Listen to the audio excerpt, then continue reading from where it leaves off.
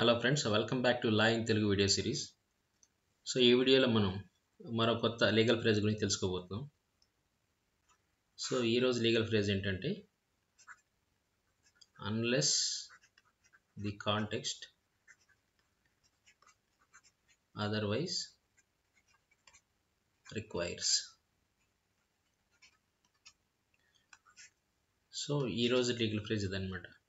దీని అర్థం ఏంటి? Unless the context otherwise requires అంటే ఏదైనా ఒక రూల్ ఉందనుకున్నాం, ఒక రూల్ కానీ ఒక సెక్షన్ కానీ ఉందనుకున్నాం. ఆ section will apply in general.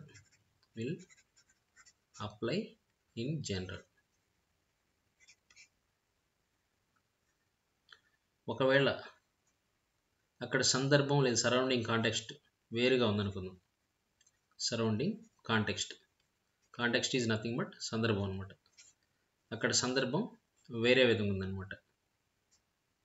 So ఇక్కడ ఈ జనరల్గా అప్లై అవుతున్నప్పుడు ఏంటంటే ఒక మీనింగ్ ఉండొచ్చు అనమాట. ఇక్కడ యూజ్ చేస్తున్న వాటికి ఒక మీనింగ్ ఉండొచ్చు. బట్ ఉన్న సిచ్యువేషన్ బట్టి చూసినప్పుడు ఏంటంటే ఈ సందర్భం ఏదైతుందో ఈ కాంటెక్స్ట్, ఈ సందర్భం సజెస్టింగ్ ఏ డిఫరెంట్ మీనింగ్ అనుకుందాం. Different meaning. సో ఇదే వాటికి డిఫరెంట్ మీనింగ్ని ఈ సందర్భం సజెస్ట్ చేస్తుంది. అలాంటప్పుడు ఏంటంటే ఆ మీనింగ్ తీసుకోమని అనమాట దీని అర్థం. సో అలా ఆ కాంటెక్స్ట్ కానీ అదర్వైజ్ రిక్వైర్స్ వేరే విధంగా కోరుకోకపోతే ఈ జనరల్ మీనింగ్ అప్లై అవుతుంది అనమాట ఎప్పుడూ కూడా. ఒకవేళ ఆ సందర్భం అనేది డిఫరెంట్ మీనింగ్ని సజెస్ట్ చేసినట్లయితే, రిక్వైర్ చేసినట్లయితే, అంటే it should mean some other thing అని చెప్పి సందర్భం చెప్పినట్లయితే అప్పుడు ఈ జనరల్ మీనింగ్ ఉండదు అనమాట. ఇదే అప్లై అవుతుంది. ఒక ఎగ్జాంపుల్ చెప్తాను, అప్పుడు ఇంకా క్లారిటీ వస్తుంది. సపోజ్ వెహికల్ అని ఒక డెఫినేషన్ తీసుకుని అనుకోండి.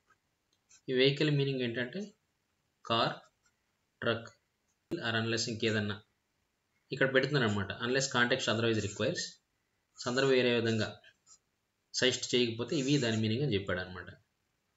సపోజ్ ఒక బైసికల్ జోన్ ఉందనుకుందాం, ఒక సైకిల్ జోన్, రైట్. సో ఇక్కడ వెహికల్ పార్కింగ్ ఏరియా అని పెట్టాడు. ఇక్కడ వెహికల్ మీనింగ్ ఏంటి?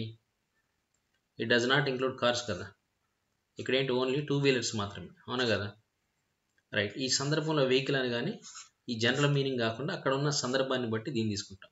So unless the context otherwise requires, vehicle means car, truck, ఆయనకి ఏదైనా 4 వీలర్స్ కూడా చెప్పాడు అనమాట.